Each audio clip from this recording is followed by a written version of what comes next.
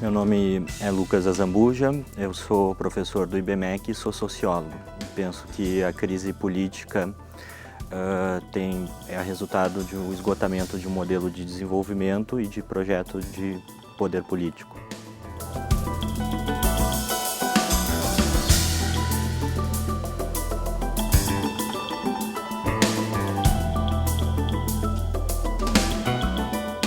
Meu nome é Carlos Vasconcelos Rocha, eu sou cientista político, professor da PUC Minas. Sobre a crise, eu penso que ela é uma crise que envolve dimensões políticas, econômica e institucional, e um pouco senso comum pode ser uma oportunidade para a gente avançar na melhoria da nossa sociedade, da nossa política, mas também pode ser um fator de retrocesso.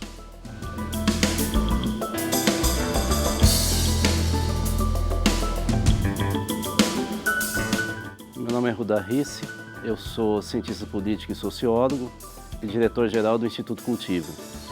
A crise ela tem duas características básicas. É uma crise de representação social e política profunda e, de uma certa maneira, é também fruto de uma promiscuidade entre o mundo político e o mundo empresarial.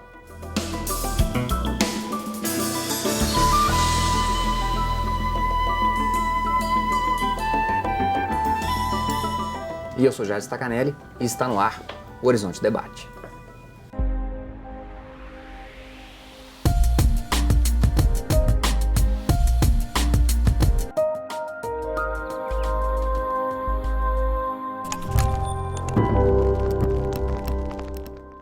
Olá, seja bem-vindo ao Horizonte Debate e a um projeto, mais do que uma discussão, sobre a sociedade que vivemos, sobre a representação e sobre a crise política. Professor Lucas, qual que é, na sua opinião, o diagnóstico da crise que vivemos hoje? Eu penso que a crise que a gente vive hoje, na verdade, é consequência de um processo, né? Onde você tem duas dimensões principais. A primeira dimensão, obviamente, é a econômica. Você tem uma crescente intervenção do Estado na economia. Essa crescente intervenção do Estado levou a um certo alinhamento de interesses eleitorais entre poder público e setores privados, grandes empresas que a gente está vendo hoje envolvidas nos escândalos de corrupção com o governo. E o fato é que o dinheiro está se esgotando em função da própria natureza desse processo. Então fica muito difícil acomodar os diferentes interesses que se aglutinaram dentro da base de sustentação do governo, política e econômica.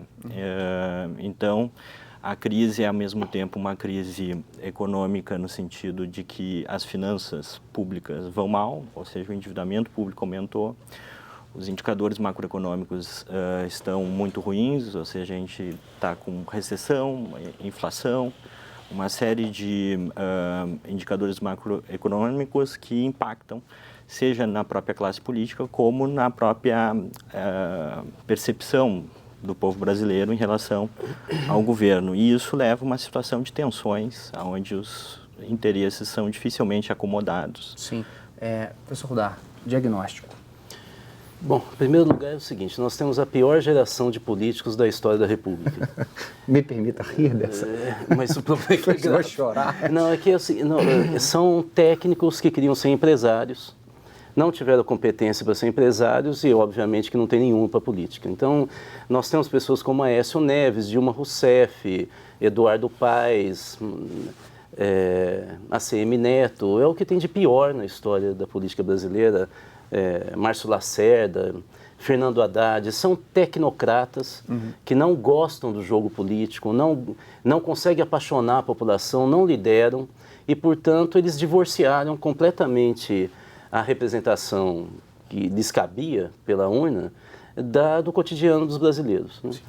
Isso se aprofunda ainda mais na medida em que nós temos uma mudança muito acelerada da dinâmica social, nos últimos 20 anos em especial, e as redes sociais, de uma certa maneira, dão um desenho rápido, uma fotografia dessa dinâmica em que há muita fluidez, há uma fragmentação de interesses cada vez mais acelerado no mundo, e os partidos políticos e todas as organizações tipicamente modernas, né, os sindicatos, os grandes sindicatos centrais, por elas serem organizações totais, muito rígidas, que a direção, o corpo administrativo e a militância sempre andam juntos, numa sociedade fluida como a que nós estamos vivendo, ela não consegue mais acompanhar essa dinâmica. Então, os partidos políticos têm uma dificuldade gigantesca para conversar e dialogar nas redes sociais, eles não têm mobilidade, eles não têm capilaridade mais, e aí, para piorar, e o terceiro grande problema dessa crise de representação,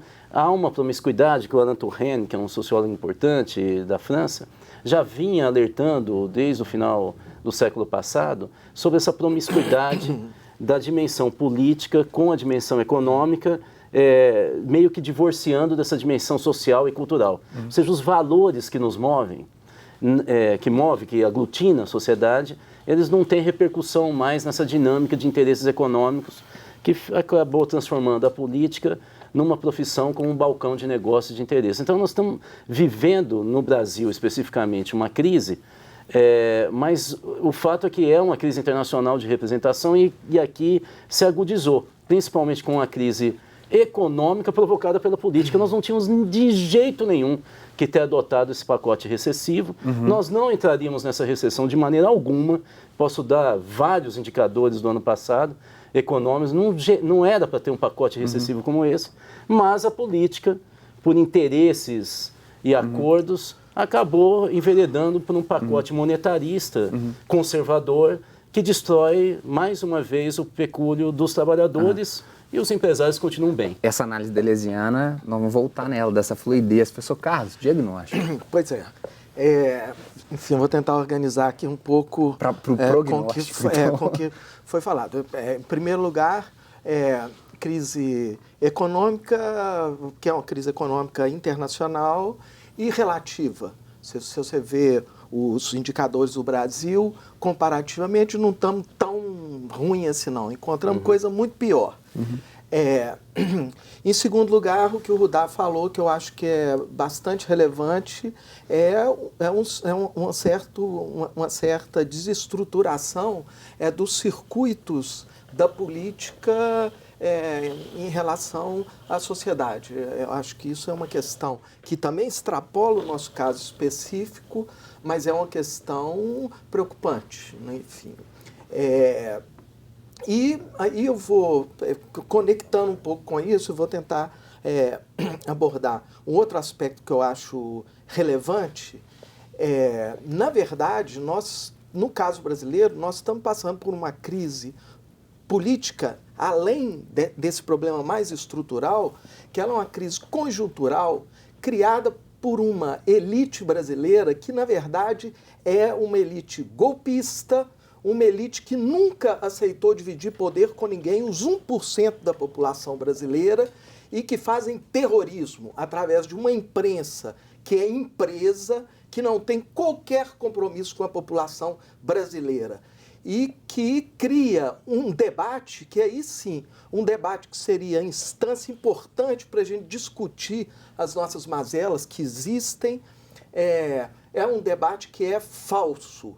Debate falso que se foca na questão da corrupção, e quem discute corrupção no Brasil, na verdade, é triste, deveriam estar na cadeia, tanto empresas quanto determinados atores políticos. E eu então enfatizo essa necessidade de se articular um espaço de debate de ideias. Nós não temos os veículos para isso. Numa democracia, esse circuito de ideias do contraditório é relevante. Nós não temos. Nós temos um discurso único, falso, um discurso que ele é instrumentalizado para a política. E aí voltamos a uma questão que o Rudá falou, que é a pobreza do nosso quadro político hoje. Eu acredito que eu concordo com ele, acho que nós estamos... Mas e Carlos, Rudá, Lucas, pegando até um Ah. pouco do que você introduz, professor Lucas, esses indivíduos, eles não são colocados lá, são eleitos legitimamente pelo voto, né? Depende, né? E aí, é esse ponto? Depende. Porque eu vi que você concordava com o Carlos na hora que ele falava da crítica. Se o Lula decide que a Dilma, uma pessoa inexpressiva, sem história política, sem história na luta pela democracia, falar que na juventude ela pegou em armas, a gente pode falar da nossa juventude, muitos de nós nem se lembram do que a gente fez, né? Então, assim, a história dela é de uma tecnocrata do Estado, da área da energia, brisolista, que foi para o Sul, não tinha mais laço com Minas Gerais. Ele pega e indica a pessoa, fecha o partido, nós temos que aguentá-lo. O Serra faz um acordo com o Aécio e nós temos que aguentar a candidatura. Então, é diferente. Eu fui filiado ao partido na Itália. Sim. Na Europa tem uma diferença, embora também em crise, que lá as discussões, talvez em função das guerras mundiais, e da retomada, da reconstrução do continente, na Europa, os partidos têm uma certa obrigação de fazer o debate público. Então, quando você vai discutir programa, você faz debate aberto e não só para afiliado, né? E discute o mundo inteiro. Por exemplo, eu não sei se você sabe que na Itália nós podemos eleger italiano ou brasileiro que tem dupla cidadania aqui no Brasil para representar os brasileiros e a comunidade italiana na Itália, né? Inclusive, nós temos um deputado brasileiro no Congresso italiano. O Brasil tem essa coisa meio fechada de discutir interesses corporativos, né? E eu queria só... Então, assim, o problema é que quase todos os grandes políticos e partidos hoje estão na mão das grandes empreiteiras, das grandes empresas da área de mineração. Então, fica muito difícil você falar que a partir de uma seleção entre eles eu posso escolher o que eles querem. Então, não tem exatamente uma representação de base. Eu só queria complementar uma coisa que o professor Carlos disse. Essa questão da corrupção é seríssima no Brasil. Segundo a Fiesp, o total da corrupção, com dinheiro público, obviamente, que nós temos de soma no Brasil, dá 2,3% do PIB. Isso é dado do Fiesp. O problema é que o Banco Mundial acaba de divulgar um relatório que nós somos o segundo país do mundo, depois da Rússia, em sonegação de imposto. Vamos a um breve intervalo. O importante é pensarmos em representação. Traga as pessoas de casa, vão participar. Agora, não há representação se você não tem a sua atividade plena na associação comunitária, na sua paróquia. Você se lembra em quem você votou? Até daqui a pouco.